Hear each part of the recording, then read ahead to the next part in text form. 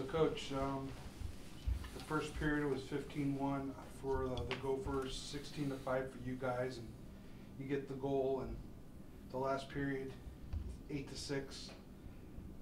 Morrison's bad penalty. Do you think that was the big difference in the third?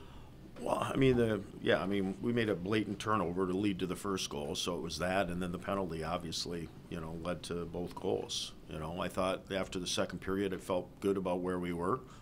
We, turned the tables on them in the second period, and we start the third right away with a bad turnover and then a penalty. Same thing as last night, basically.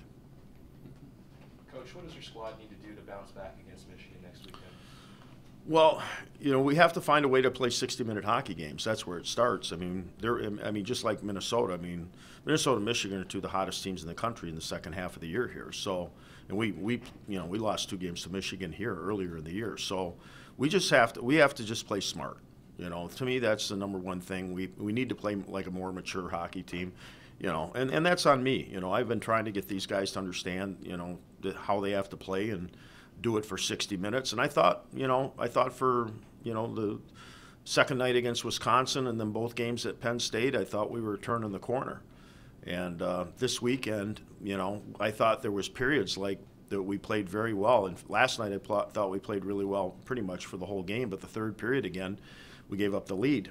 Instead of trying to get that next goal, we do something that leads to a goal against, and all of a sudden we're on our heels. And that happened again tonight. So for me, it's just, poise and patience and maturity. Act like a mature hockey team. When you got the lead, you have to play smart. You can't take penalties. You can't make blatant turnovers. And, you have to make sure you don't give up odd man rushes. And you can still play with a killer instinct and try to score another goal without doing those things. What's the biggest difference between last year's team and this year's team?